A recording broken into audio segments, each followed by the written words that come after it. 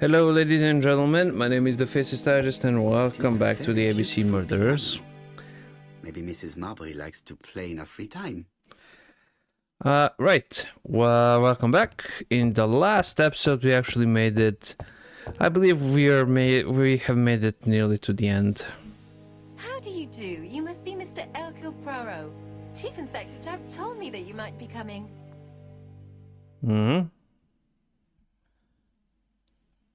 Madame, you may be of valuable help to me. It would be my pleasure to help you. Will there be some journalists there as well? I think you might even be interviewed. You are a key witness. I've suspected him for some time, but he appeared so harmless. Oh yes, sometimes he got angry and waved his arms about. But even then, he wasn't frightening. And he was as gentle as a lamb again immediately afterwards. It was only this morning that I understood. He told me he was going to Cheltenham, but my daughter saw him at Euston Station. It's not the right station.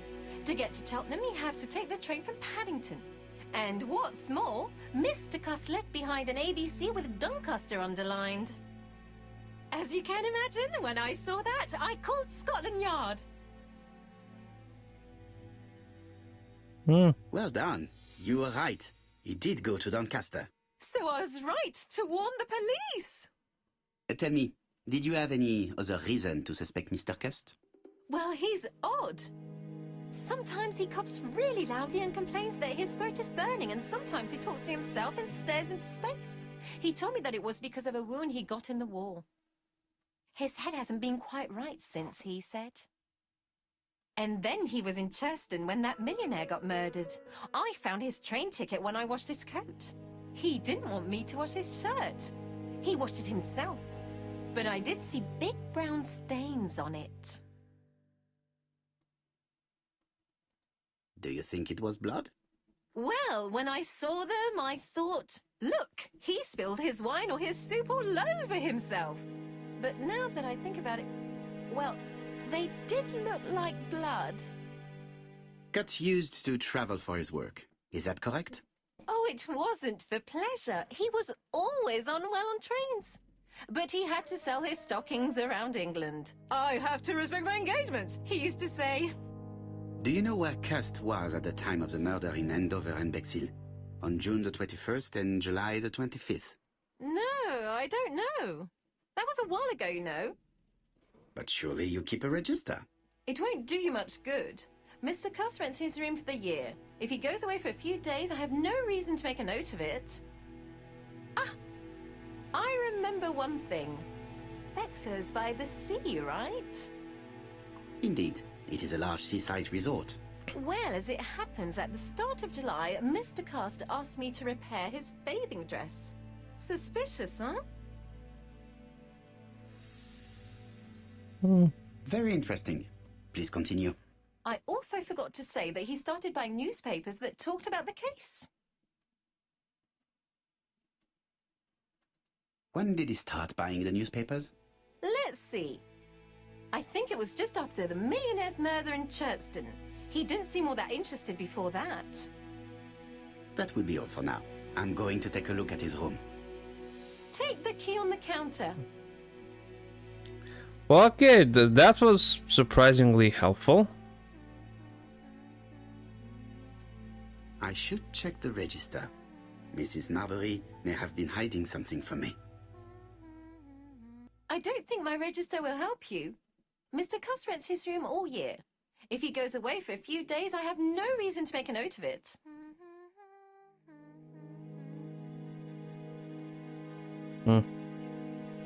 The truth is becoming apparent, and I have something to say to Mrs. Marbury.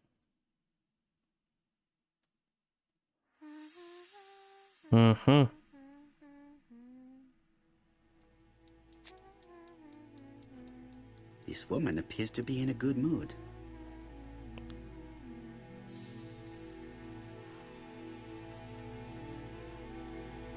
Okay.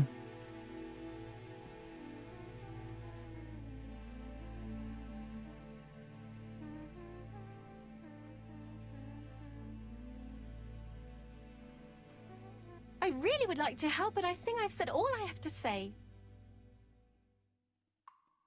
Yeah, that's fine. Smoothing movements.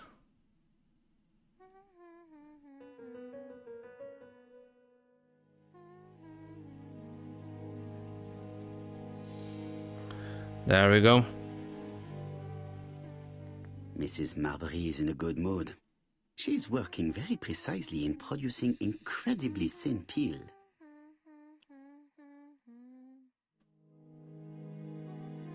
Okay.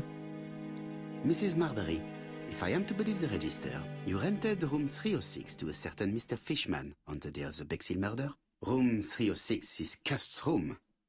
Can you explain yourself? Yes, I remember. Just for one night as a favour.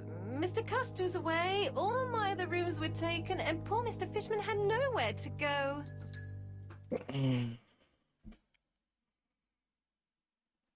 You rented the same room to two people.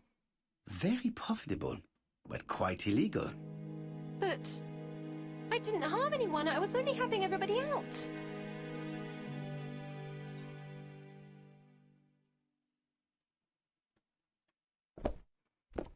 Okay.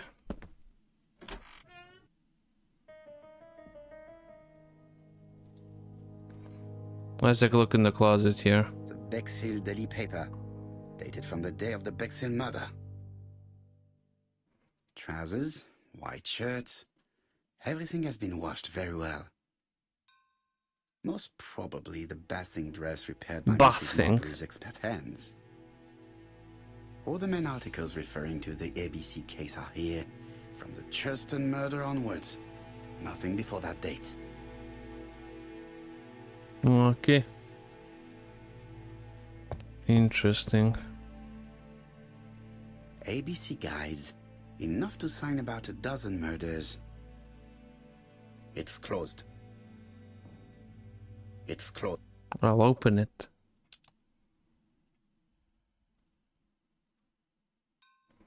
It's closed. I'll open it, dude.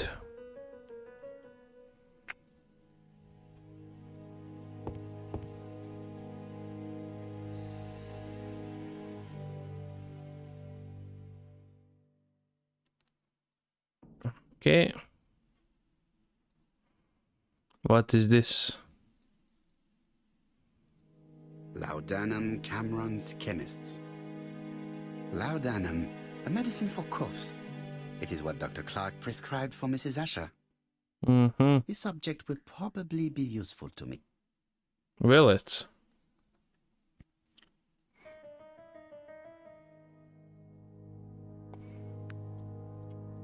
Diethyl barbituric acid, Johnson Company. Johnson and I Johnson. know this medicine. It is a powerful sedative. Mm-hmm. This subject will probably be useful to me.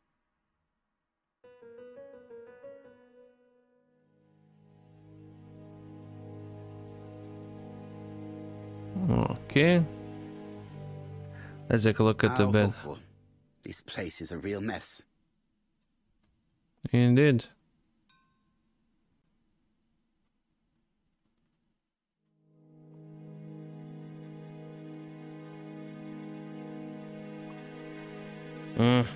Mess all around. The least we can say that Mr. Cust is not very concerned about order and balance. Yeah, he's not about that chaos life.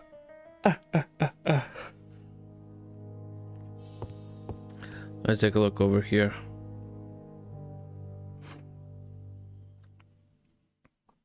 A long-bladed knife. A murderer's weapon. This subject will probably be useful to me. Yes. We needed to open up the box. It's an ABC. Cust is parsimonious. He keeps his pencils and sharpens them until there is nothing left. It is clear that he did not grow up in luxury. I have to get the ribbon. How am I going?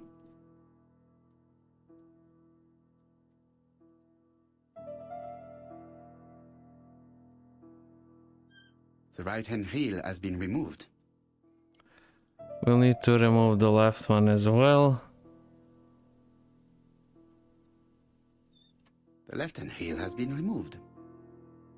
We can take it now. Or do we need to... There we go. And here is the ribbon. Let us see if it was indeed used to write the letters sent by ABC. I only need the ink ribbon for my inquiry. I will let Jack clean the keyboard if he wishes. All the letters announcing the murders were written on Cust's typewriter. There we go. Did Definitive Cust drop it evidence. when he opened the window? Or was it Mrs. Marbury while she was cleaning? John Milligan, Managing Director, Silky Legs, Frederick Street, Leicester. To A.B. Cust, Marbury's Guest House, 1935, May the 21st. Okay.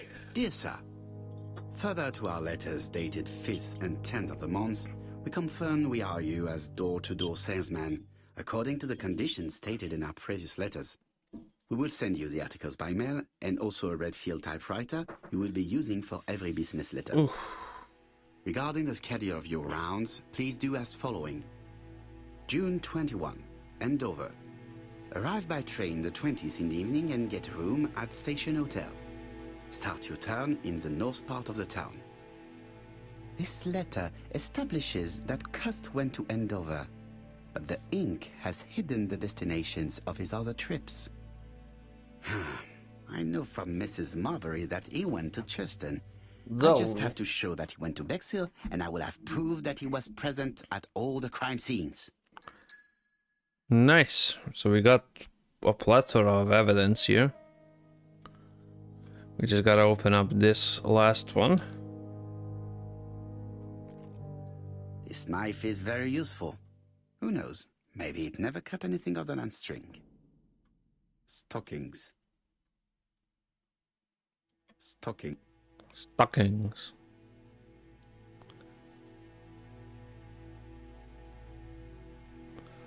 Looked at that, I looked at this. War of 1914-1918. By the King's order, the name of Corporal A.B. Cust. An army dispatch, wounded on the Somme front, victim of a gas. Okay, yeah, he definitely deserves it, but still. It is not the right time. Well, what am I missing?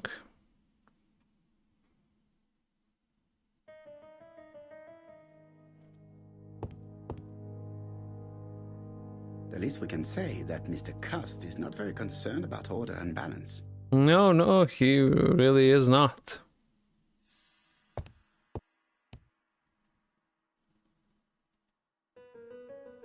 Okay, got everything here. I'm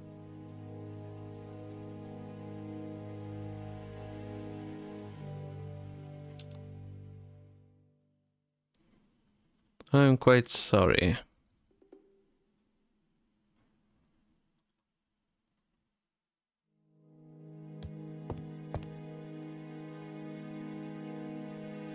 Okay, what about... Yeah. Perhaps... Where was Cust at the time of the Bexhill murders?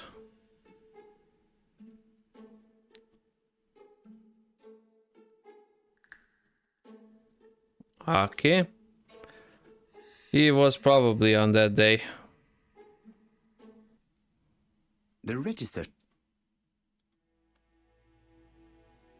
It is not the right time.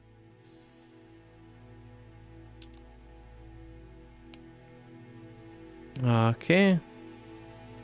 Search Cust's room. What else? I mean... The least we can say that Mr. Cust is not very concerned about order and balance. No, he is not.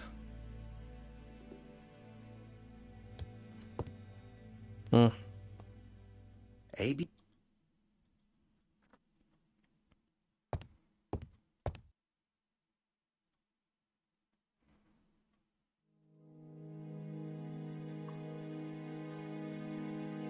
The least we can say that Mr. Cust is not very concerned about order and balance. No, he is not. But neither are you, because you're just lollygagging around. Uh-huh. This dark stain. It could be blood, but goodness It was knows how definitely long as we has saw it been in a there. cutscene. No use continuing the inspection of this room. I've seen all there is to see. Okay.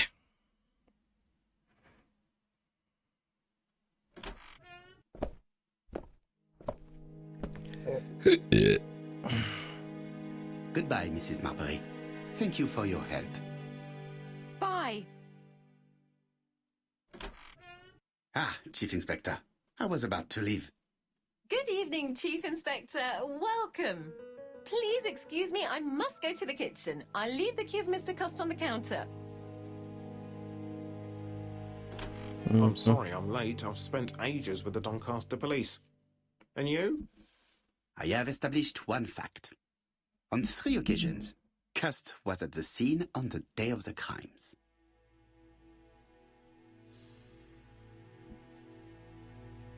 I had best talk to Chap. Okay, let's talk to him. I've listened closely to what you have to say, Poirot. For me, there's no doubt Cust is guilty. Do you have any element that might prove the contrary? That is what we're going to look for. Let us now try and get our brain cells to work. Is Cust guilty? Cust was in Churston on the day of Sir Clark's murder. Cust is back on the day of he lied about his destination. Oh, you mother freaker. Okay. Cust was his handover. He was in all of the towns as described previously. Are there any common points between Cust and the killers? He kept the newspapers, he has ABC guides at home. All the lessons came from his typewriter. Are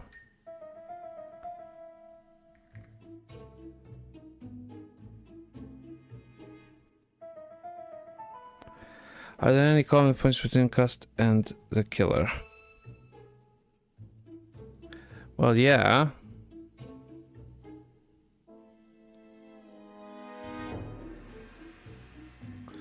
He could have committed these crimes, definitely. Moving on. Is Cust's behavior suspicious? He lied about his destination, he keeps the newspapers, he had blood on him.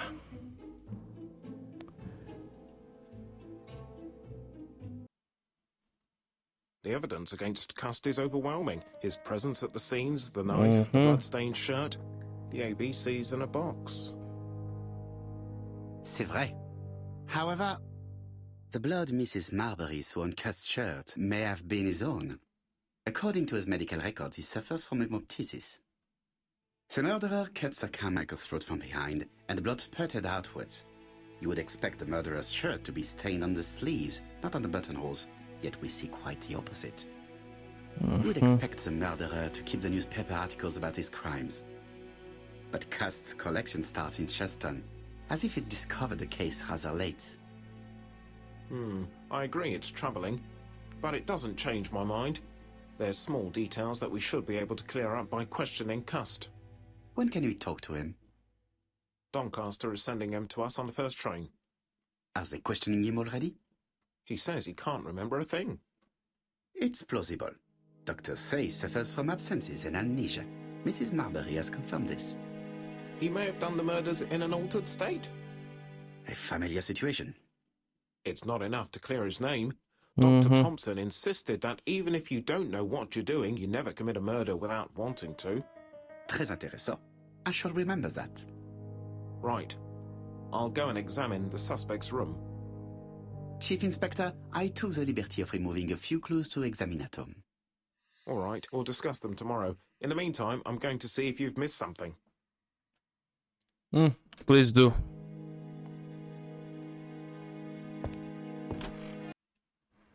I reminded one bit.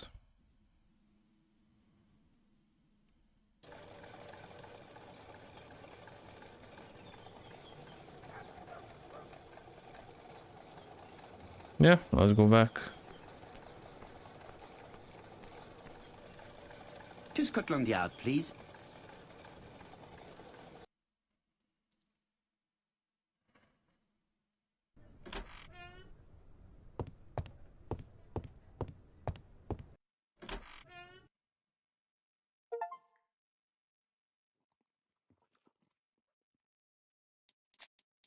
Let us observe. This man is not in good shape.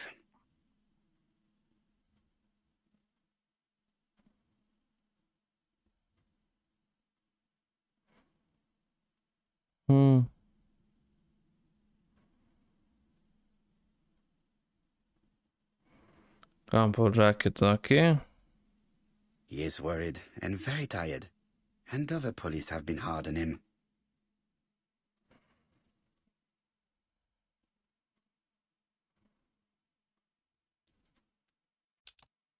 Okay. Let's talk to him. What do you want from me?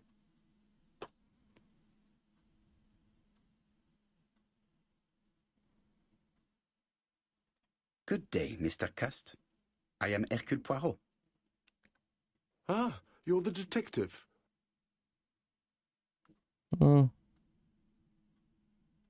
Yes, I am the person you have been sending the letters to.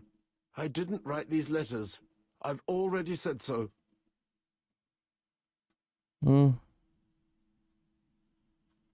Maybe you forgot that you wrote these letters. Yes, it's true. Sometimes I forget. Maybe I did type them.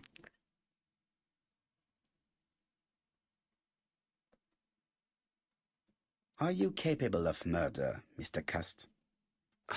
All these questions are giving me a headache.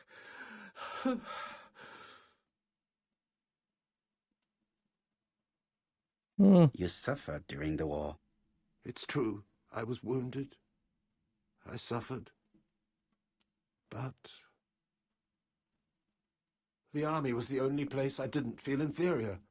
No questions. Just orders to follow. But ever since you were wounded, you have absences, bouts of amnesia. And headaches. Professor Clark treated you. Yes, a few years ago he really helped me with my burned throat. And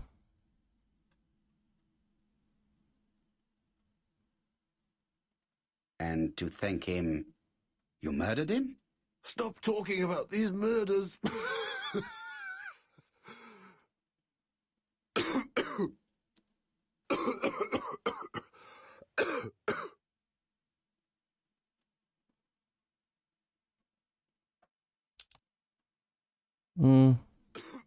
Is this coughing medicine?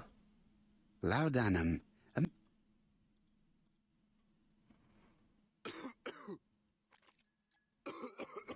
Take this. It will help you.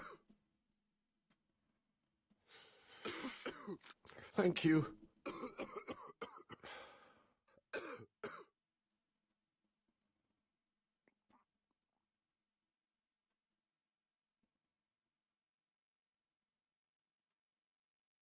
Oh, good God, my shirt is covered in blood again. Bon. I now know where the bloodstains Mrs. Marbury saw came from. Are you well enough to speak? Yes, I feel much better.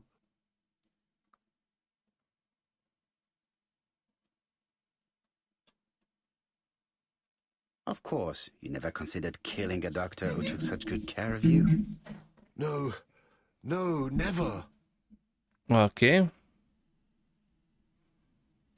Do you deny being at the scene of the crimes? So?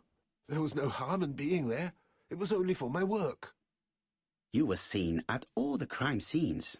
Yes, I was. I travel a lot, but not for pleasure. I am terribly unwell in trains. But I had to respect my engagements. My employer gave me very precise written instructions about the towns I had to visit. Let's see. The company you claim to work for, Silky Legs, has never heard of you. And as for these letters they sent you, they were written on your own typewriter. The company sent me the typewriter when I started working for them. Yes, but the letters were received afterwards.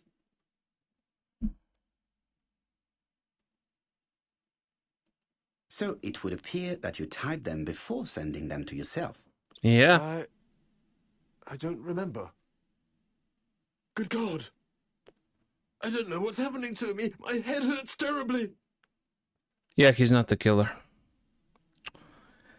Somebody has manipulated him into doing that.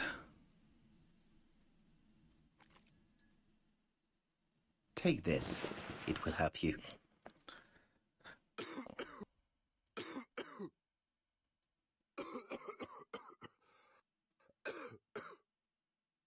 Oh, I think I'll be fine. Let us see, Cust. Look at me. You know very well that you committed these murders? Yes, I know. But I'm not wrong in saying that you do not know why you committed them. No, I don't.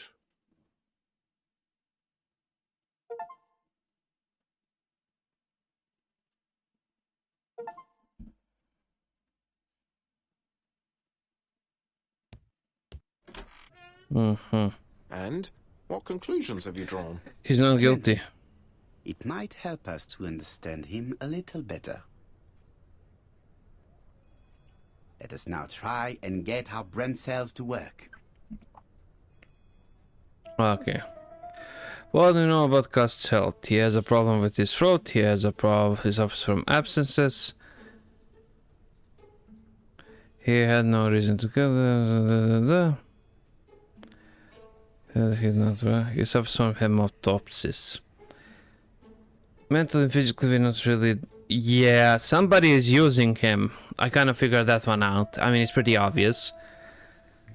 Yes. He had no reason to kill them. He did not appear to recognize me.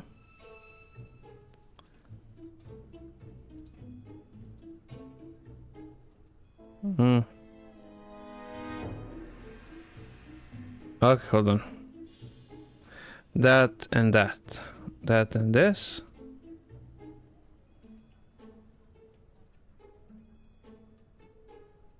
Okay. So stays on the. Okay. I mean, okay. Are there any clues that do not support Colt's guilt? He had no reason to kill them. He did not seem to recognize.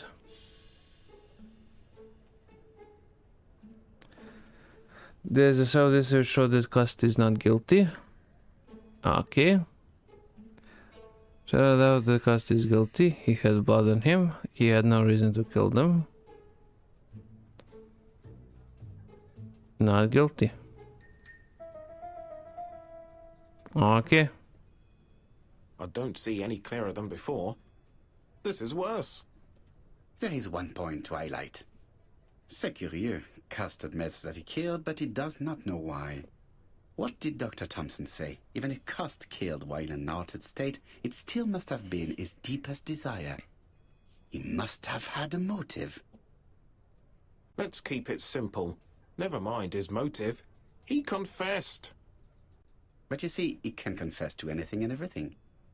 He denied the murders and then confessed to them. He confirmed that he never typed the letters. Then, with great ease, I managed to get him say quite the opposite. Come on, he behaved like a guilty man. He lied to his landlady. Because deep down he believes himself guilty. From the papers, he noticed that he had always been at the scene of the crimes. He must think that he killed and then simply forgot what he had done. How can you be so sure? Let us look at his psychological profile. You will understand my point of view. Let us now try and get our brain cells to work. Okay, interesting. Overall, this game is great fun. Please, you see that the murder is carried out to perfection. Clever. Medium size. Okay.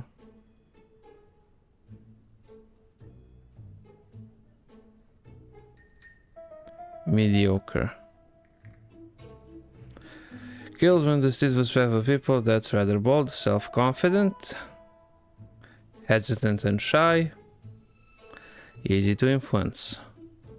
Yeah, this is starting to make sense. The man seduced Betty before taking her to the beach where he strangled her.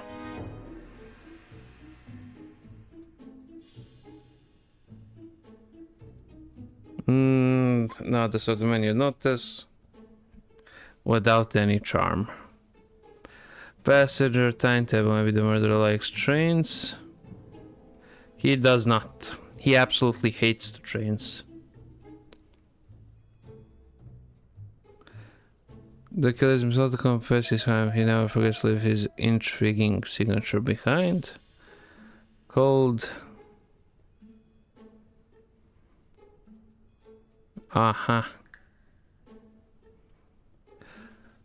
Generous. No, he did not.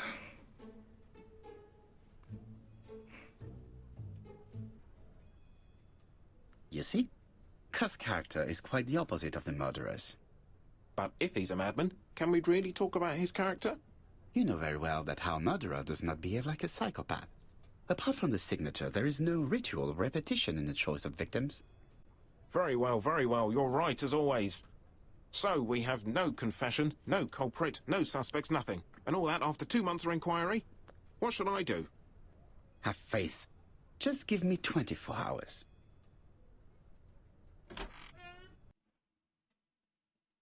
Mm-hmm.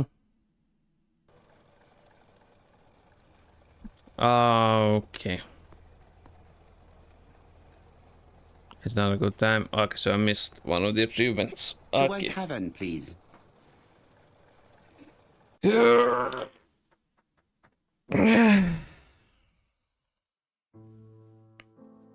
Cust's arrest is a great success for you, Poirot. It's all clear now, except maybe 1 or 2 details. Details. Ah, mon ami. The devil is in the detail, as we say. Uh-huh. Excuse me? Patience, Hastings. Everything will be clear once our guests arrive. Best be prepared. Slip a revolver into your pocket before they do. A revolver? But Poirot, what are you afraid of? Trust me. It is important you carry a weapon for this meeting. I will lend you mine. What about telling me what you have in mind? Surtout pas.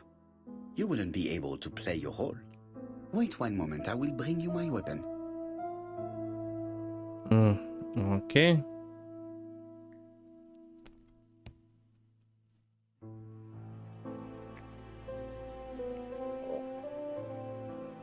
Churston, Devon, population 500 inhabitants.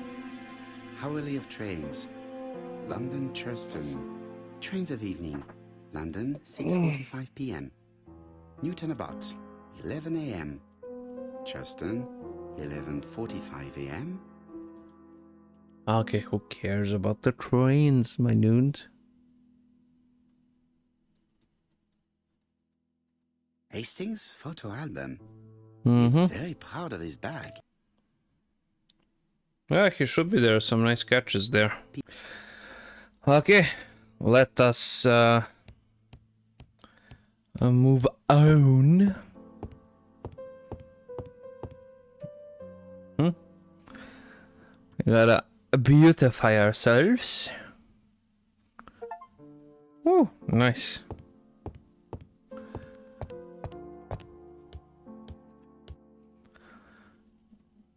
Daily Flicker, September 11th, 1935.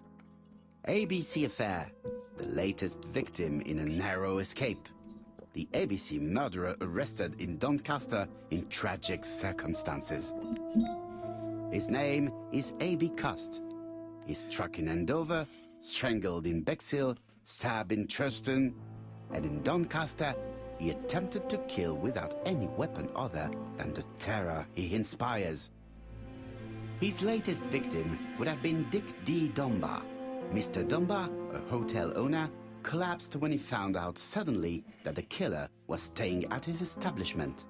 The police surrounded the hotel and arrested the murderer.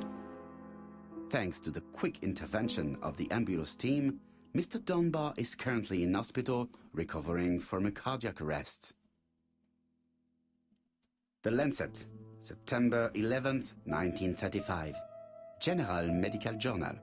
The alphabet murderer is not psychotic, according to Professor Thompson. In an early issue, we claimed that the alphabet murderer was not psychotic. Our assertion has just been confirmed by Professor Thompson, a Scotland Yard expert, who has spoken to the prisoner at great length. Not all obsessional killers are psychotic, he explained. It is true that Cust has a disturbed personality and memory disorders. But his amnesia, whether real or pretended, does not alter the fact that he was perfectly lucid at the time of his acts. Therefore, he will not escape punishment. But he is not the murderer, so... As you know... It is not the right... Okay, let's actually go ahead and get the revolver.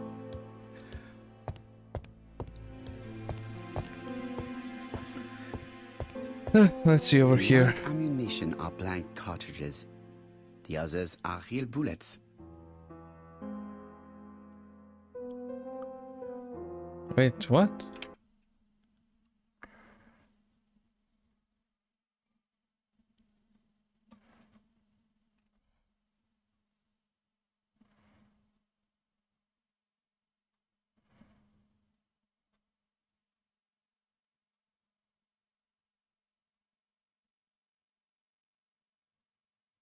Okay.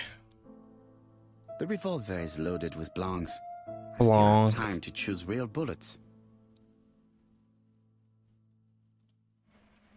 No.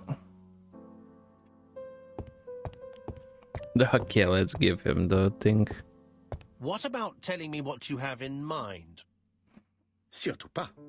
You wouldn't be able to play your role. Wait one.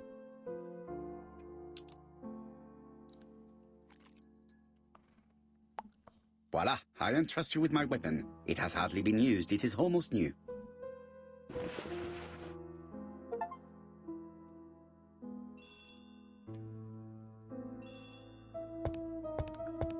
Okay, nice. Let's go ahead and answer the phone then. Chief Inspector, is that you? Yes. Sorry, but we haven't found anything. Have you checked the typewriter? And the packaging, the letter, and the ribbon reel. We've only found prints left by Cust and his landlady. Well, never mind, I shall make do. So, are you still going to hold your meeting? Of course, Chief Inspector. I can hear my guest coming up the stairs. Why have you brought us here, Mr. Poirot? Since Cust's arrest, I thought it was all done and dusted. Miss Gray formally identified him, as well as Miss Barnard.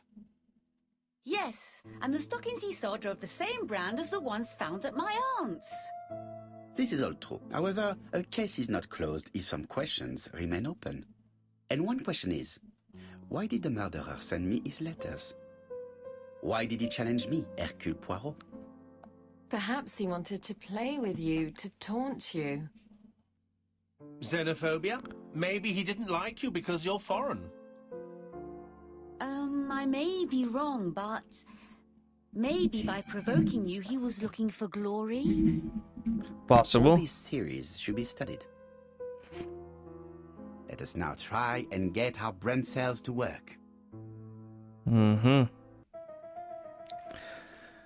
I'm mistaking the address. Address is not very known. Later I solved the murder. What was...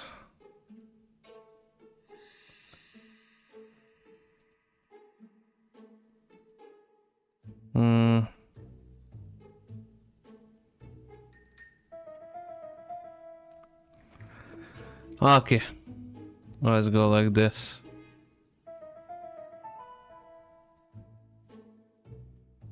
Okay.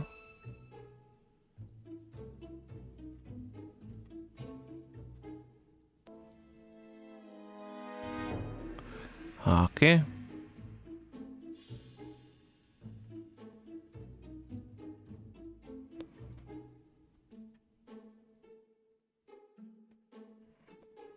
There should be every possible combination, unless I'm tripping really badly.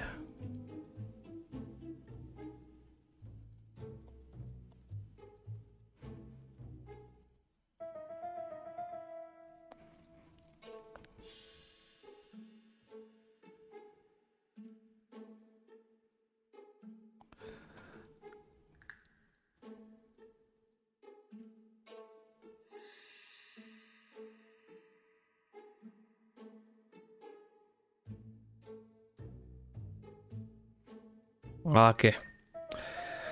Why did the murder piece envelope with the wrong address? The letter allied purchaser is not very well known.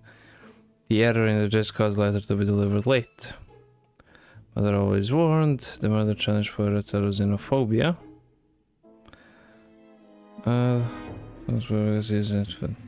Okay.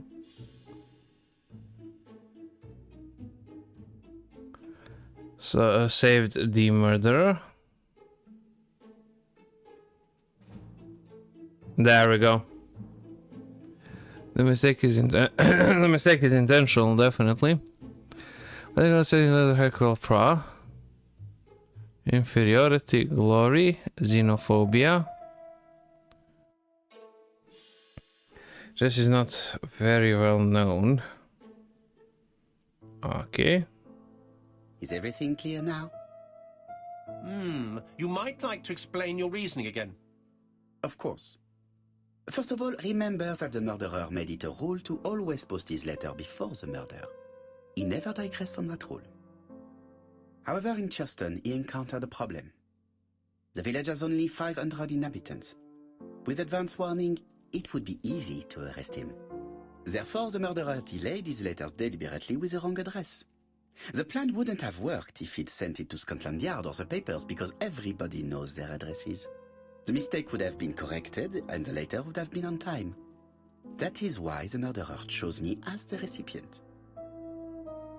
Because for his plan to succeed, it was necessary for at least one of the letters to have a wrong address and get lost.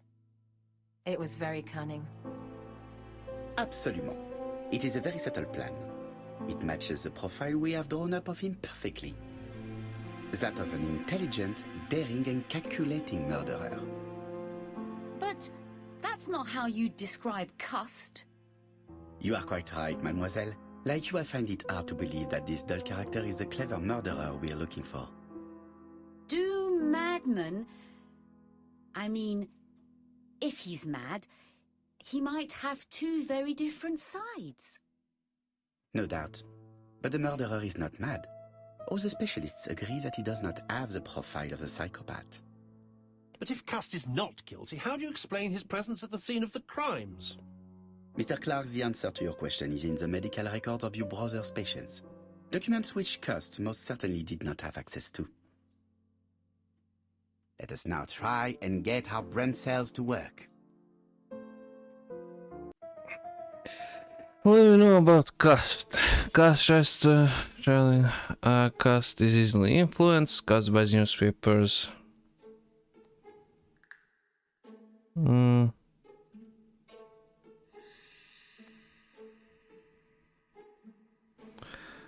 Cust is mentally fragile and easy to manipulate. That is the truth.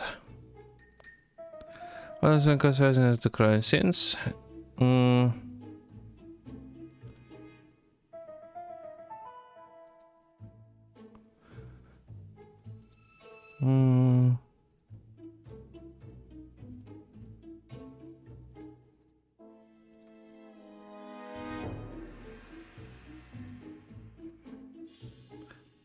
Okay.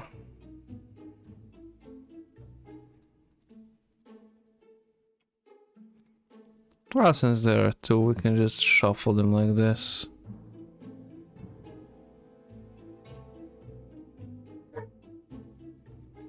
Okay. That was manipulated. The killer made him go to the town as to head shots. He did not. Dr. Clark's patients' records provided a very useful list of potential victims, sorted by alphabetical order. The killer definitely used it, explaining the fact that all the victims were former patients of the doctor. It is this fact that clears Cust once and for all, because he never had access to these records. So how did he happen to be at the scene of the crimes? Either the murderer sent him there, or Cust was following him closely. Cust's highly suggestible nature leads us to the second hypothesis. The murderer was manipulating him. He systematically sent Cust to the towns where he was going to strike, so that the suspicion would land on the poor man's shoulder. That's evil. What sort of killer could have such a plan? And what would he gain from three completely different murders? Indeed, it seems unlikely that the same murderer committed all the crimes. What should we take from that?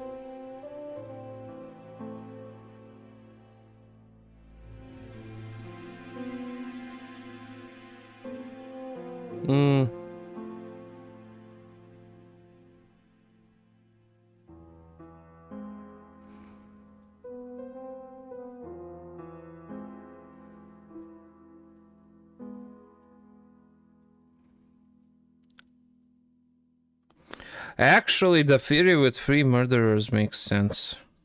There is not one murderer, but 3 accomplices, who all use the same scenario. Do you mean that 3 murderers with quite different aims joined forces to create a smoke screen? Here's another question. Is it still necessary to find a motive for each crime, and the one in Andover poses problem?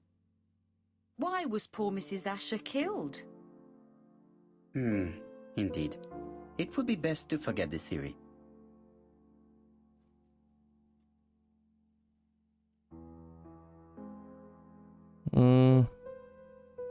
Just one murder was of benefit to the murderer. The others were just diversions. On reflection, there is only one conclusion. The murderer killed once out of interest, and twice to divert our attention. This reasoning points at 2 potential culprits. Franklin Clark. Donald Fraser? Yes, mademoiselle. That's good thinking. Mr. Fraser may have killed Betty out of jealousy. Mr. Clark may have killed his brother in order to inherit his large fortune. Both have a motive. But Donald did not have access to Dr. Clark's records. Please allow me to disagree with you, mademoiselle.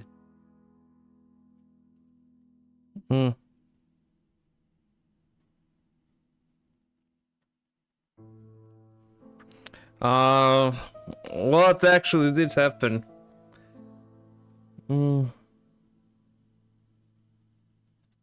He works for Court and Brunskill, one of whose clients was Sir Carmichael.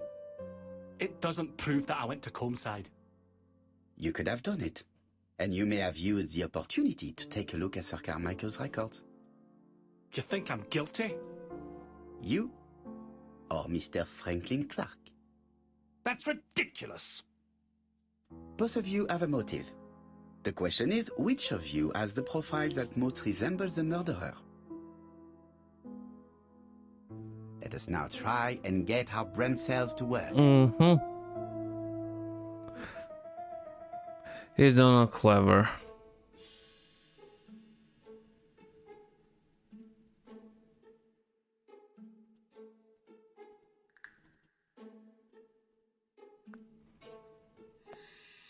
He is clever. Kill that's rather bold. I don't know what to do. Keep on. Easy to influence.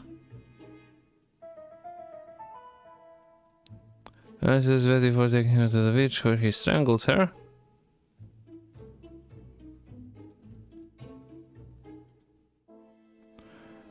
Seducer, okay. That's the way the murderer likes trains. Yeah, he likes trains.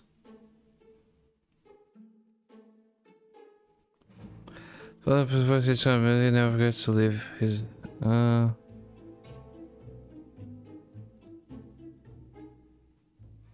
quick-tempered.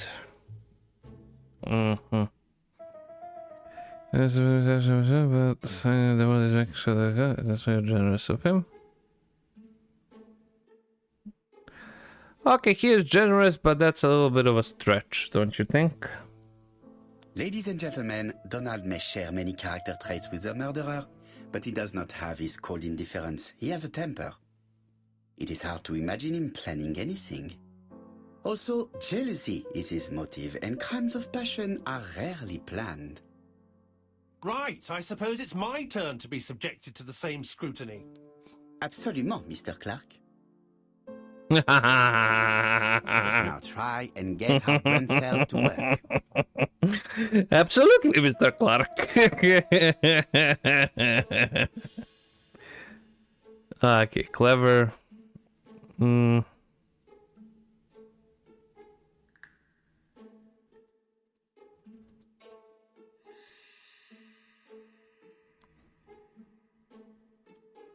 Yeah, he is clever. That is true.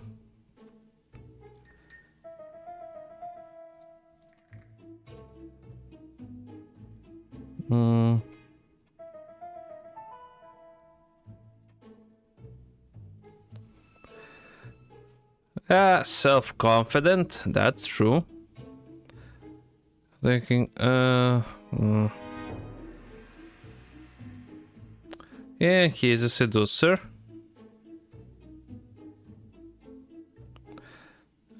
He does like trains. Oh, this is not looking good for you, my man. So the compass is coming meticulously. Cold, cold. Okay.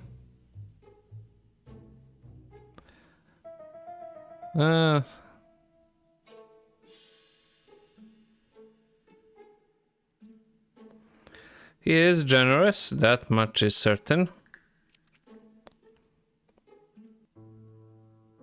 As you have all seen, there is a disturbing similarity between Mr. Clark's profile and that of the killer.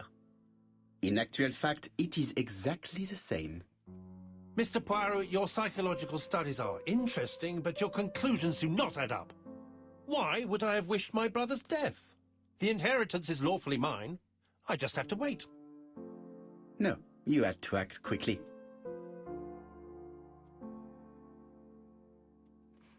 Franklin was impatient. Because of Miss Grey. Mademoiselle, although you haven't been telling the truth, there is no doubt in my mind that you would have found a way to marry Sir Carmichael after Lady Clark's death. For you, Mr. Clark, it was a disaster. If Miss Grey had children by your brother, you would not have inherited a thing. You realized the danger after reading several letters from Comside, especially one in which your brother opened his heart to you. So you hurried home from China, and you took action. In truth, Cust was no more than a puppet manipulated by the real culprit. You, Mr. Clark. Such an imagination, Mr. Poirot. In fact, nobody manipulated Cust. The famous instructions he received by post. He wrote them on the typewriter. We know that for sure. Oh no. You know perfectly well. That is not true. Eh bien voilà. Light has now been shed on the ABC murders. Your theories are ingenious, but you haven't any proof. One point to him. For the moment, I have no material proof. Either I admit to it, or I bluff.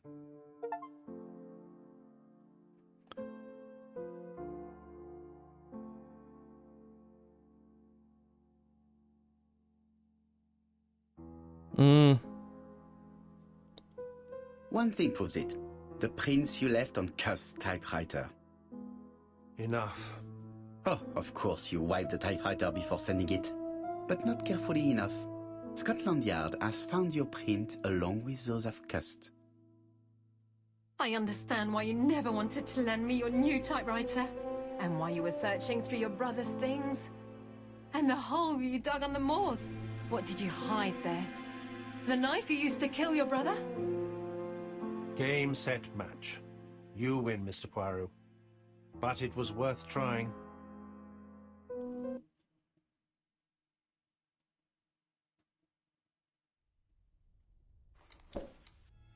Don't come near me!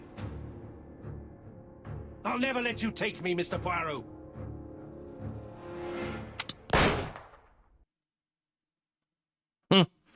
There were blanks. I'm sorry, Mr. Clark, there is no easy death for you. I expected your reaction, so I used blanks. I'm sorry, mademoiselle, but your second chance has been lost. Franklin Clark will never inherit his brother's fortune.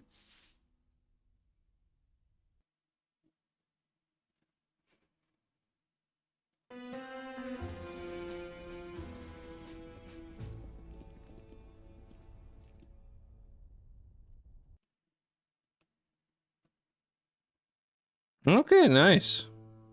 Disappointed at having missed the chance to become Lady Clark, Thora Grey left England.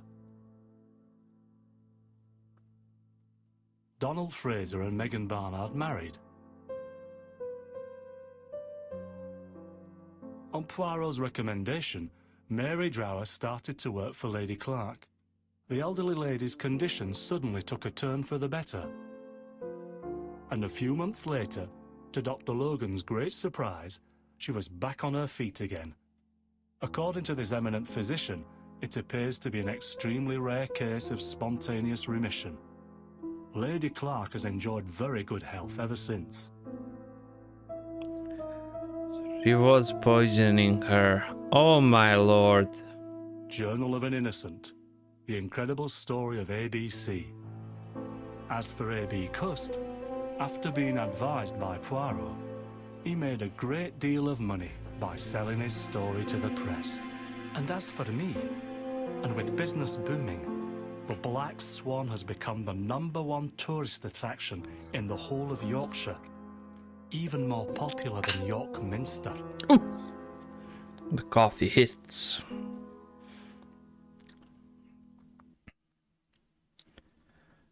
Pyramidal mustache.